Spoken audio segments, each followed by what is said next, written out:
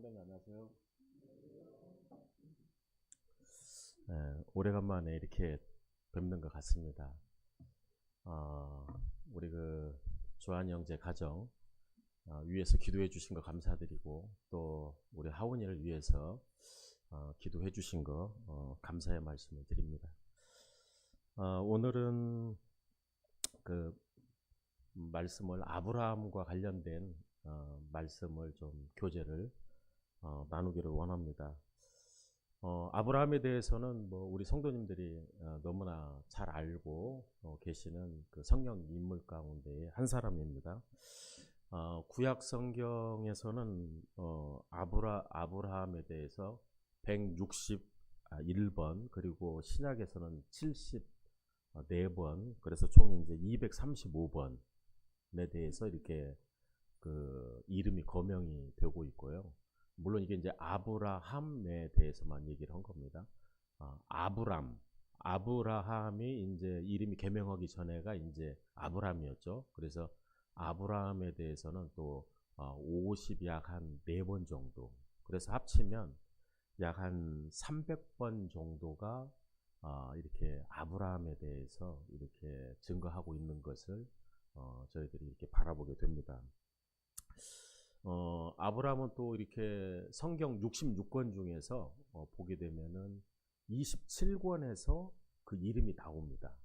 그 정도로 이렇게 아브라함에 대해서 성경에서 많이 이렇게 기록하고 있는 그런 부분들을 저희들이 바라보게 될 때 아브라함의 믿음을 저희들이 이렇게 본받고 또 아브라함을 저희들이 좀 더 깊이 생각함으로 이 시간에 주님께서 주시는 그러한 그 말씀으로 이렇게 교제를 나누도록 하겠습니다.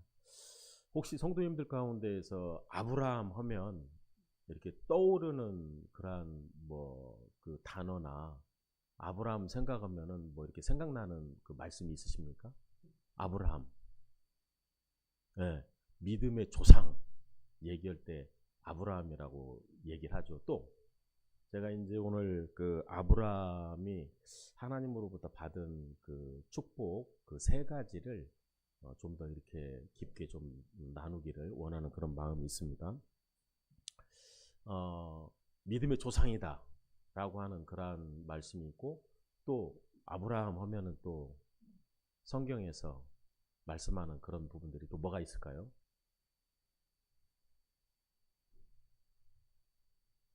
하나님의 벗이라고 하는 하나님의 친구라고 하는 그러한 말씀이 기록되어 있는 것을 저희들이 보게 됩니다. 그리고 한 가지 더 말씀드리자고 한다고 하면은 아브라함을 가르쳐 가지고 복의 근원이라고 이렇게 얘기하시는 그러한 부분들을 보게 됩니다. 그래서 아브라함이 받은 그러한 축복 3가지 믿음의 조상이다. 그리고 그 하나님의 벗이다. 그리고 이제 그 복의 근원이다라고 하는 이런 말씀들을 통해서 더 좀 깊게 이런 말씀들을 좀 살펴보기를 원합니다. 구약 성경에서는 그 아브라함을 얘기할 때 믿음의 조상이라고 하는 그러한 표현을 쓰지는 않아요. 근데 이제 신약 성경에서 아브라함에 대해서 이제 얘기하는 그런 부분들이 나오는데 우리 그 말씀 한번 보겠습니다. 로마서 4장 16절로 18절까지 제가 한번 읽겠습니다. 그러므로 상속자가 되는 그것이 4장 16절 찾으셨죠? 그러므로 상속자가 되는 그것이 은혜에 속하기 위하여 믿음으로 되나니 이는 그 약속을 그 모든 후손에게 굳게 하려 하심이라. 율법에 속한 자에게 뿐만 아니라 아브라함의 믿음에 속한 자에게도니 자에게도 그러하니 아브라함은 우리 모든 사람의 조상이라.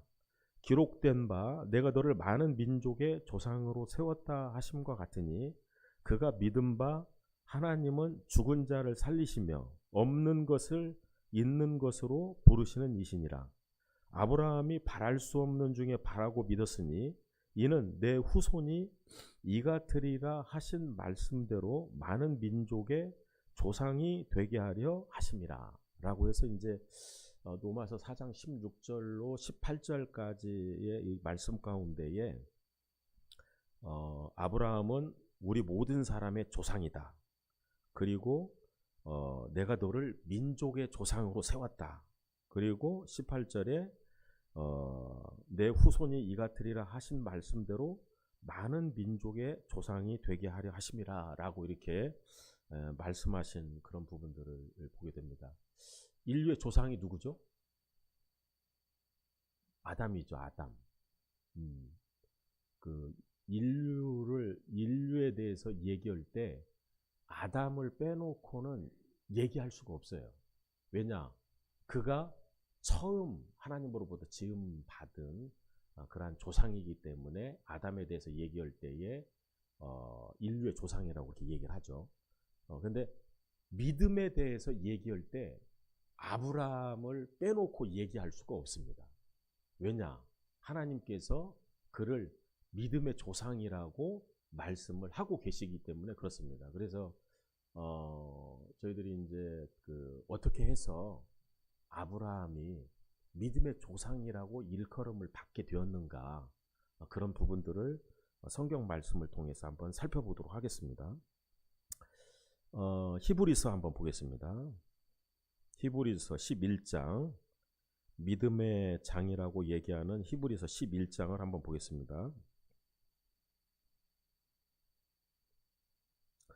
히브리서 11장 8절.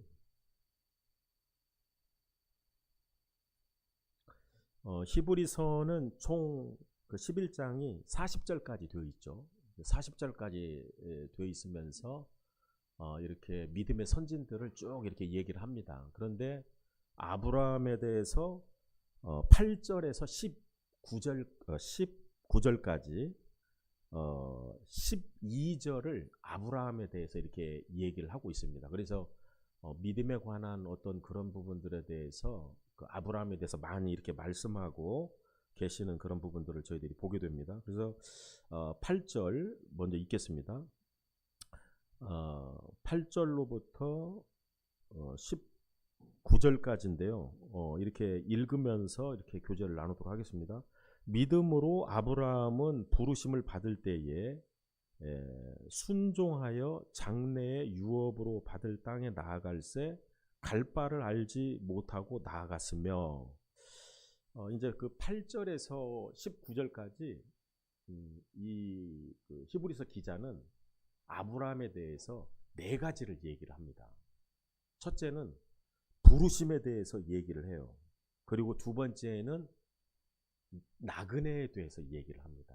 나그네에 대해서. 그리고 세 번째는 그가 죽은 자와 똑같았다 라고 하는 그런 부분들에 대해서 얘기를 하고, 네 번째는 이제 하나님이 그를 시험하시는 그런 장면들이 이렇게 나옵니다. 그래서 크게 히브리서 11장 12절에서 19절까지의 내용은 4가지에 대해서 아브라함에 대해서 얘기하고 있는 그런 부분들을 저희들이 보게 됩니다. 그래서 이 8절에서 보게 되면은 하나님이 그를 부르실 때 갈대아 우르에서 아브라함을 부르시잖아요. 아브라함을. 그때 아브라함은 갈 바를 알지 못하였지만 그의 본토, 친척, 아비집을 버리고 하나님이 지시하는 땅으로 이렇게 순종하면서 가는 이런 부분들을 이제 8절에서 이제 말씀을 통해서 보게 되고요. 자, 9절. 믿음으로 그가 이방의 땅에 있는 것 같이 약속의 땅에 거류하여 동일한 약속을 유업으로 받은 이삭 및 야곱과 더불어 장막에 거하였으니 이는 그가 하나님이 지으시고 계획하시고 지으실 터가 있는 성을 바랐습니다. 여기 보게 되면은 이제 물론 이제 뒤에 이제 그 내용이 좀 더 구체적으로 더 나와요. 그런데 여기 보게 되면은 그가 이방의 땅에 거하였다. 이방에 있는 것 같이 약속의 땅에 거류하여 이삭과 야곱으로 더불어서 장막에 거하였다라고 이제 얘기하시는 그런 부분들을 보게 됩니다. 그는 아브라함은 그 삶 자체가 나그네의 삶을 살았어요. 장막에 거하면서. 그래서 이러한 부분들을 통해서 이제 저희들도 이 땅 가운데에서 나그네와 같은 그러한 삶을 살고 있는 것이죠. 우리는 우리의 본향이 여기가 아닙니다. 우리의 집이 따로 있어요. 우리가 명절 되면 본향으로 고향으로 돌아가잖아요. 원래 우리의 고향은 하늘나라입니다. 그 하늘나라로 저희들도 다시 돌아가게 될 것입니다. 그래서 이 땅에 있었을 때에 이 땅이 내 집이다. 이 땅에서 살고 있는 것이 나의 전부다. 이렇게 생활하시고 사시면 우리는 돌아가야 될 본향을 제대로 모르고 살고 있는 것하고 이렇게 같은 것이죠. 그래서 우리는 나그네와 같은 그러한 삶을 살고 있다라고 이렇게 말씀을 해주고 계십니다. 그래서 아브라함이 믿음의 조상이라고 불리워졌던 그런 부분들을 지금 저희들이 살펴보고 있는 거예요. 하나님께서 부르실 때에 부르심에 순종했다. 원래 이제 부르심도 성경에서는 세 가지 부르심을 얘기를 해요. 이게 어떤 그 세 가지 부르심이냐? 첫째는 내가 이제 구원받을 때에 예수, 이제 로마서 1장 2절에 나오는 그런 말씀입니다. 예수 그리스도의 것으로 우리가 부르심을 받아요. 이제 그게 그 부르심의 하나가 있고, 그 다음에 또 하나의 부르심은 우리가 성도로 부르심을 받습니다. 처음 거나 두 번 거나 그게 뭐가 다릅니까? 생각할지 모르지만 다릅니다. 왜냐하면 처음은 내가 구원받을 때의 어떠한 그 부르심이지만은 두 번째 부르심은 성도로 우리를 부르셨어요. 그래서 교회가 움직이는 거, 교회가 원하는 거, 주님이 원하시는 것이 교회가 원하시는 거고, 그리고 교회가 원하시는 것이 내가 원하는 것이 돼야 되는 거죠. 그래서 성도로 부르심을 입은 그러한 그 성도들은 하나님 말씀에 순종해서 교회의 어떤 모든 부분들에 대해서 순종하고 또 합력하고 그러므로 인해서 선을 이루셔야 됩니다. 그래서 저희들 성도로 부르심을 입었어요. 그리고 이제 로마서 1장 1절에 보면은 바울이 자기를 사도로 부르셨다라고 말씀하신 것과 같이 특별한 어떠한 직분들을 우리들에게 허락해 주셔서 그 직분들을 통해서 은사들을 통해서 어떤 일들을 하게 하시는 그러한 부르심이 저희들 가운데 있습니다. 그리고 이제 두 번째로 얘기한 것처럼 우리는 이 땅 가운데에서 나그네와 같은 그러한 삶을 살게 되는 것입니다. 이제 제가 어른들 앞에서 이제 이런 얘기를 하기가 좀 그렇습니다만은 제가 이제 지금 60이에요. 60. 이게 이제 옛날이면은 이제 조금 있으면 환갑잔치잖아요. 61세 오래 살았다 해가지고 이게 이제 60이 되다 보니까 요즘은 그런 생각이 들어요. 좀 뭐라고 할까, 좀 이상한 생각인데, 이게 집에 누워서 이렇게 그 천정을 바라보잖아요. 그러면은 제 마음 가운데 이 집은 내가 영원히 거할 집이 아닌데 내가 언젠가는 이 집을 놓고 이제 언젠가는 여기를 떠나게 되지 않겠냐라는 이제 그런 생각들이 좀 들어요. 그래서 우리는 이 땅 가운데 있을 때에 그렇게 이 땅에 너무 집착하면서 살 필요가 없어요. 우리의 마음은 항상 주님 나라를 생각하면서 이 땅 가운데에서 어떤 부분들에 대해서 그 일들을 하게 되는 거죠. 뭐 그렇다고 해서 이 땅에 있는 것들을 가볍게 여기고 소홀히 하고 살아라 그런 의미는 절대 아니에요. 우리가 지구가 내일 멸망한다 할지라도 우리는 오늘 사과나무를 심어야 됩니다. 주님의 말씀에 순종하면서 살아야 되고, 그리고 오늘 하루의 삶을 최선의 어떠한 하나님 앞에 드려지는 그런 삶을 저희들이 살아야 되는 거죠. 본향을 생각하면서 사는 사람의 어떤 그런 마음 자세가 그렇다라는 거죠. 그리고 여기에 이제 우리가 좀 눈여겨볼 그런 말씀이 이 말씀이에요. 10절, 그가 하나님이 계획하시고 지으실 터가 있는 성을 바랐습니다. 이제 여기 개역 개정에는 이제 하나님이 계획하시고 지으실 터가 있는 성이라고 얘기를 하고 있고, 개역 한글에 보게 되면은 하나님의 경영하시고 그리고 지으실 터가 있는 그런 성을 바라보면서 이렇게 살았다라고 이렇게 얘기를 하고 있습니다. 근데 이제 다른 성경에 보면 이렇게 기록되어 있어요. 아브라함은 하나님께서 설계자 되시고 건축가가 되셔서 튼튼한 기초 위에 세워주실 도시를 바라보며 살았다라고 이렇게 기록되어 있습니다. 이게 이 땅에서의 어떠한 그 하나님께서 이 땅, 물론 하나님께서 이 땅도 하나님께서 계획하시고 또 설계하시고 또 건축가가 되으셔서 어떤 모든 부분들도 이루어 나가십니다만은, 아브라함은 이 땅에서의 어떤 그런 부분들을 생각하면서 사는 게 아니고 하나님께서 계획하시고 또 하나님께서 지으실 어떠한 그러한 성을 바라보면서 하나님의 나라를 바라보면서 이 땅 가운데에서 살아갔다라는 거죠. 그래서 저희들도 이러한 마음을 본받고 살기를 바라는 마음이 있습니다. 자, 11절. 믿음으로 사라 자신도 나이가 많아 단산하였으나 잉태할 수 있는 힘을 얻었으니 이는 약속하신 이를 미쁘신 줄 알미라. 이러므로 죽은 자와 같은 한 사람으로 말미암아 하늘의 허다한 별과 또 해변의 무수한 모래와 같이 많은 후손이 생육하였느니라. 이 사람들은 다 믿음을 따라 죽었으며 약속을 받지 못하였으되 그것들을 멀리서 보고 환영하며 또 땅에서는 외국인과 나그네임을 증언하였으니 그들이 이같이 말하는 것은 자기들이 본향 찾는 자임을 나타냅니다. 그들이 나온 바 본향을 생각하였더라면 돌아갈 기회가 있었으려니와 그들이 이제는 더 나은 본향을 사모하니 곧 하늘에 있는 것이라. 그러므로 하나님의 그들의 하나님이라 일컬음 받으심을 부끄러워 아니하시고 그들을 위하여 한 성을 예비하셨느니라. 아브라함도 그렇고 사라도 그러고 이미 그들은 죽은 자와 같았어요.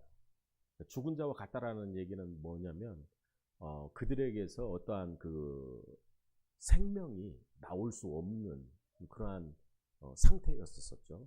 그러지만은 하나님께서 아브라함과 사라를 축복하시고 그들에게 이제 그 이삭을 이렇게 그 약속하시잖아요. 그래서 내 자손을 통해서 이제 그 약속의 자녀인 이삭을 낳게 하시고 또 이삭을 통해서 이제 그 에서와 야곱을 낳게 하시고 또 이제 야곱을 통해서 12지파의 그 자녀들을 낳게 하시고 이제 그 12자녀들을 통해서 이제 이스라엘 나라를 이렇게 이제 그 세우시는 어떤 그런 부분들을 저희들이 이제 바라보지 않습니까? 그래서 아브라함과 이삭과 야곱의 하나님이라고 이제 이렇게 저희들이 이제 불리워집니다만은 이런 그 말씀들을 통해서 보게 될 때 그는 죽은 자와 사라나 아브라함은 죽은 자와 같은 자들이에요. 이 땅에서 우리 성도님들이 살아가실 때 내가 살아서 내가 어떤 부분들을 살고 있으시다고 한다고 하면은 하나님의 역사는 나타나지 않아요. 왜냐? 내 육신이 살아서 내가 모든 것들을 하고 있기 때문에 내가 어떤 일들을 이렇게 보고서 행하게 될 때 하나님을 믿는 믿음으로서 어떤 부분들을 행하게 되면 하나님께 영광이 돌려드리지만, 그러나 내가 저 일들을 내가 하고 내가 어떤 부분들을 하게 될 경우에는 그것은 내가 살아있는 것이죠. 그래서 이 아브라함과 사라는 죽은 자와 그런 그 같은 어떤 그러한 자들이었지만 하나님께서 그들 가운데 역사하심으로 말미암아 생육하고 번성해서 이 하늘의 별과 같이 그리고 이 바닷가의 모래알과 같은 그러한 그 번성과 생육을 하나님께서 허락하셨거든요. 그래서 저희들도 나는 죽고, 그래서 자기를 늘 부인하는 삶, 나는 죽고 내 안에 사신 것은 그리스도라고 하는 어떤 그러한 믿음을 가지고서 살아가게 될 때 하나님께서 내 안에, 그리스도께서 내 안에 사셔서 그러한 하나님이 역사하시는 그러한 삶을 살게 되시는 것입니다. 여기 16절에 보면은 하나님이 그들의 하나님이라 일컬음 받으심을 부끄러워 아니하셨다라고 하는 말씀이 나오잖아요. 하나님께서 부끄러워하지 않는 게 두 가지가 있어요. 첫 번째는 조금 전에 읽어드린 말씀이에요. 하나님이 부끄러워하지 않는 것 두 가지가 있는데, 그 한 가지는 하나님을 믿는 자들, 하나님을 믿고 이렇게 나오는 자들을 하나님께서 내가 그들의 하나님이다, 아브라함의 하나님이다 라고 말하시는 것을 부끄러워하지 아니하십니다. 그리고 또 하나 부끄러워하지 않는 게 있죠. 이제 히브리서에 나오는 말씀인데, 거룩한 자와 거룩하게 하심을 입은 자들이 하나에서 난지라 부끄러워하지 아니하시고, 우리를 형제라 부르기를 부끄러워하지 아니하셨다라고 하는 그런 그 말씀을 저희들이 기억하고 있죠. 그래서 하나님이 부끄러워하지 않는 것이 성경 말씀에 보면 두 가지가 있어요. 내가 저들의 하나님이라고 말하는 것을 부끄러워하지 아니하고, 형제라 부르는 것을 부끄러워하지 않겠다라고 하시는 그런 그 부끄러워하지 않겠다라고 하는 말씀이 있고, 하나님이 부끄러워하는 것이 한 가지가 있어요. 우리 그 말씀 한번 찾아보겠습니다. 하나님께서 부끄러워하는 거.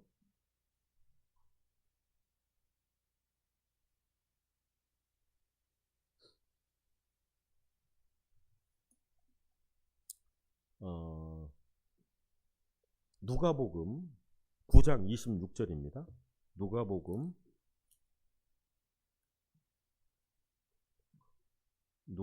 9장 26절.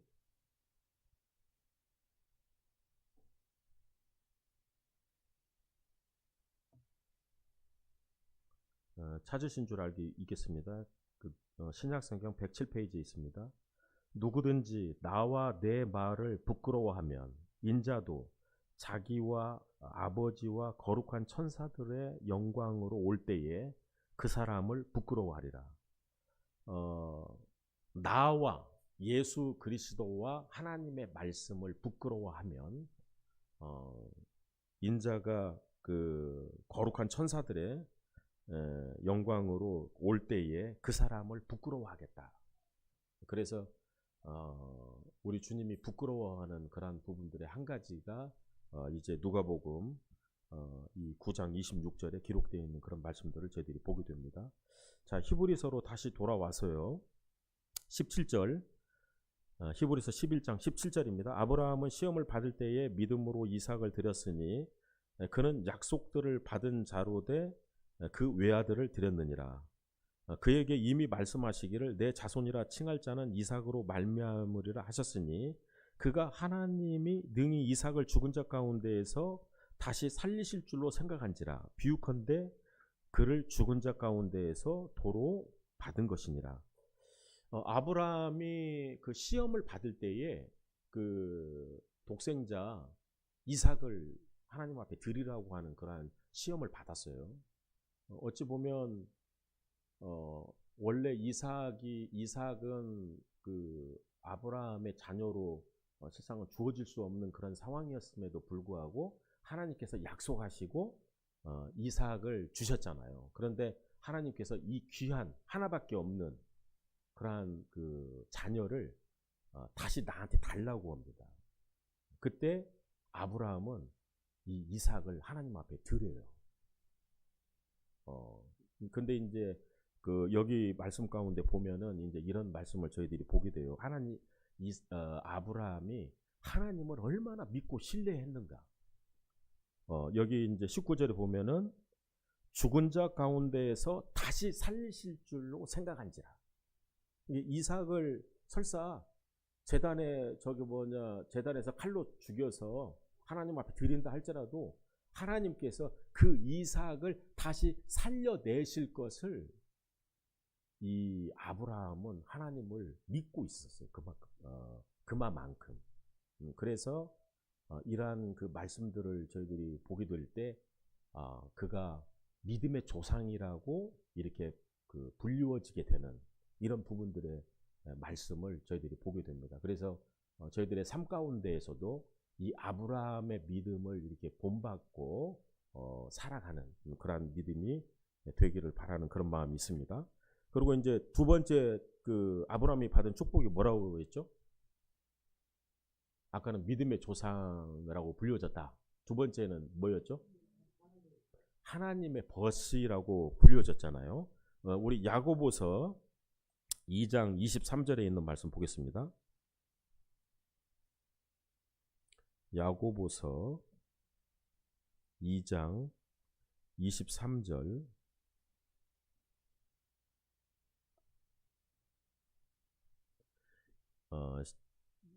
찾으신 줄 알고 있겠습니다. 이에 성경에 이른바 아브라함이 하나님을 믿으니 그것을 의로 여기셨다라는 말씀이 이루어졌고 그는 하나님의 벗이라 칭함을 받았나니 이로 보건대 사람이 행함으로 의롭다 하심을 받고 믿음으로만은 아니니라.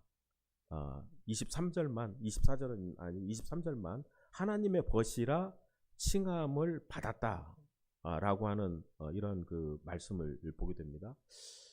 벗이라고 하는 단어는 친구잖아요. 친구는 허물이 없고 이 어떠한 그 고민이 있었을 때에 터놓고 얘기할 수 있는 사람이에요. 근데 하나님께서 인간 가운데에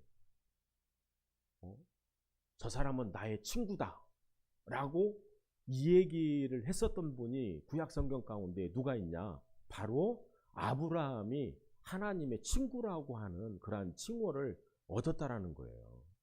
그러면 정말 얼마나 그게 영광스러워요. 믿음의 조상이라고 하는 단어만 가지고서도 정말 어떻게 보면은 아브라함이 그 대단한 믿음이라고 하는 그런 부분들이 저희들이 생각이 되어지잖아요. 그런데 아브라함을 가리켜 가지고 또 야고보서에서는 하나님의 벗이라고 얘기해요. 그래서 하나님의 하시는 일을 아브라함에게는 숨기질 않아요. 우리가 이제 이제 말씀 가운데에서 창세기 18장 17절 한번 보겠습니다. 창세기 18장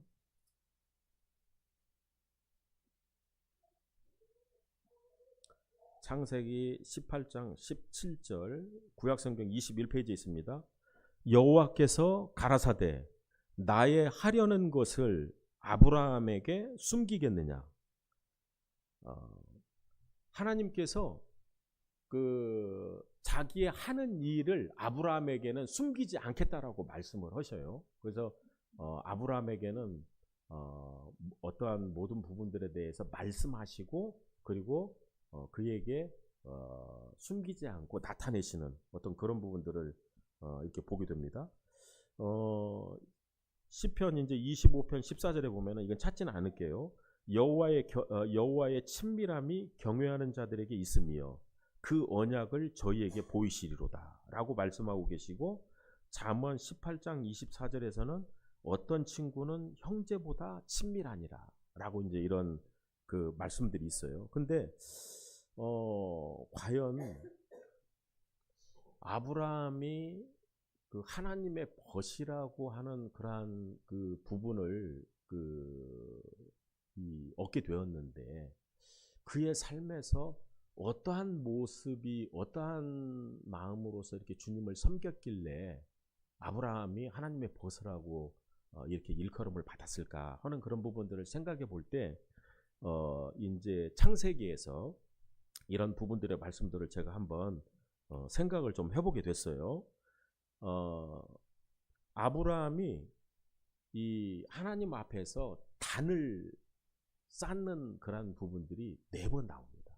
그리고 여호와의 이름을 부르는 그런 그 장면이 3번 나와요. 근데 이제 우리가 그 구약 성경 가운데 보면은 그때에는 그 성막이 세워지기 이전이었었잖아요. 그래서 우리가 이제 단적으로 하나의 예를 들자면 에노스가 이제 창세기 4장 26절에 보면은 그때 사람들이 비로소 여호와의 이름을 불렀더라 이렇게 해가지고 여호와의 이름을 불렀다라고 하는 말이 거기에 딱 그 아브라함 이전 그 때에 딱 한 번 기록이 돼 있어요. 그런데 아브라함이 3번이나 여호와의 이름을 부릅니다. 단을 4번 쌓고 이게 이제 단을 4번 쌓은 그런 부분들에 대해서 잠깐 말씀을 드리자면 창세기 12장 6절에서 7절에 있는 말씀이에요. 세겜 땅 모래 상수리 나무 아래에서 단을 쌓았다 라고 말씀을 하고 계세요. 그리고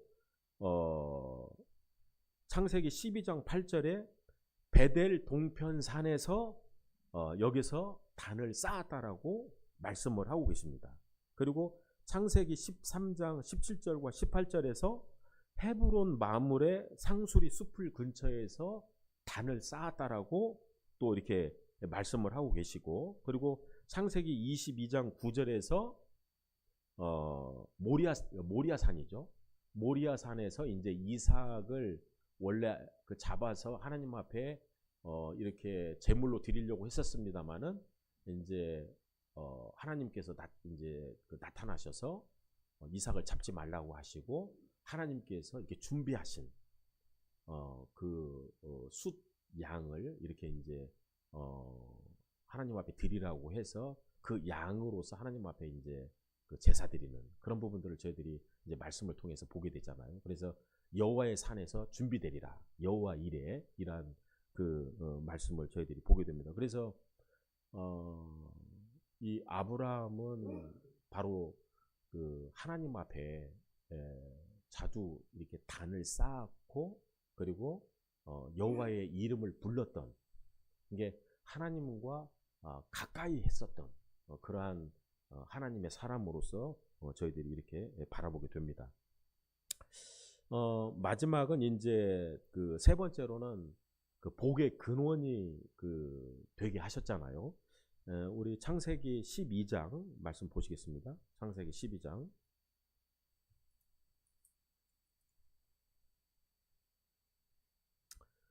창세기 12장 1절에서 4절까지 읽겠습니다. 여호와께서 아브라함에게 이르시되 너는 본토 친척 아비 집을 떠나 내가 내게 지시할 땅으로 가라. 내가 너로 큰 민족을 이루고 내게 복을 주어 내 이름을 창대케 하리니 너는 복의 근원이 될지라. 너를 축복하는 자에게는 내가 복을 내리고 너를 저주하는 자에게는 내가 저주하리니 땅의 모든 족속이 너를 인하여 복을 얻을 것임이라 하신지라.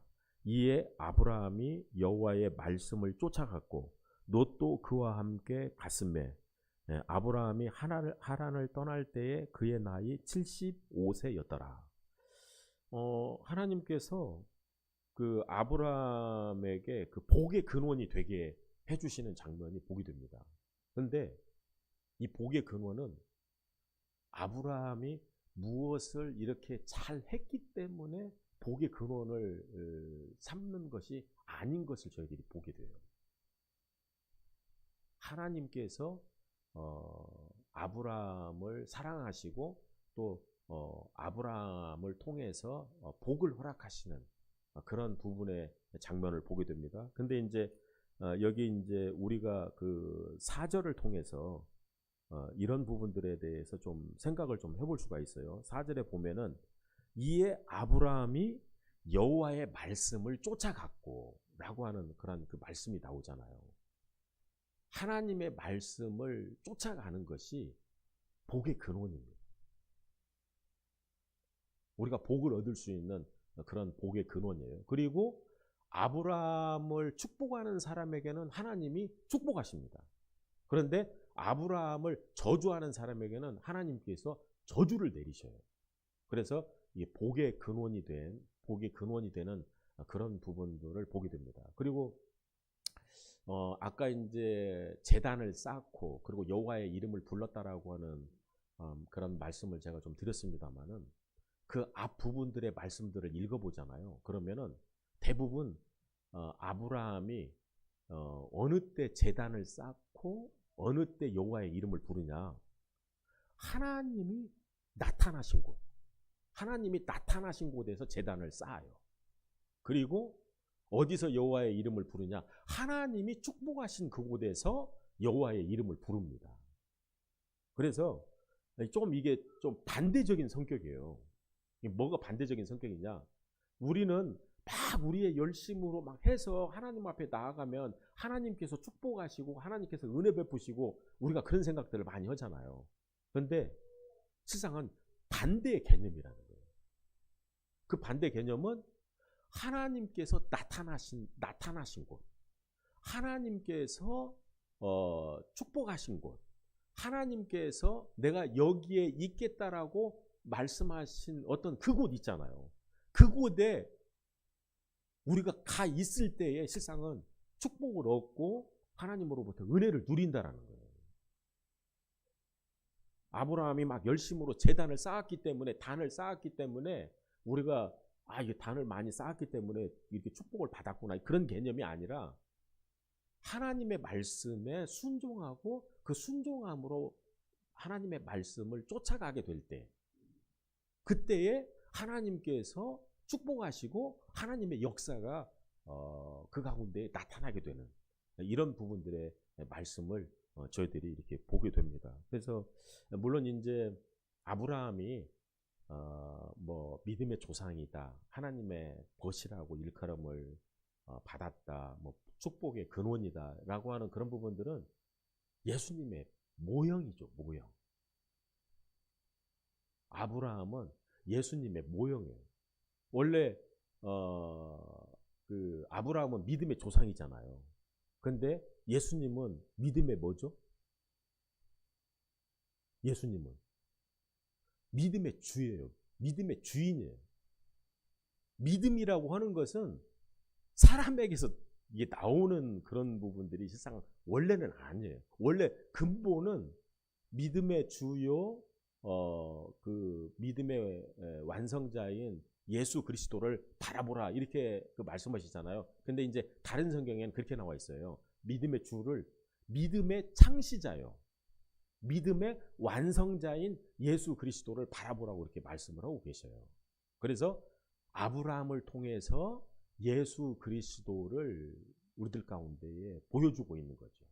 그리고 이제 하나님의 벗이다라고 하는 그런 부분들도 우리 주님이 이 땅에 오셔서 이제 저희들을 가르쳐 가지고 이렇게 친구라고 일컬어 주시고, 그리고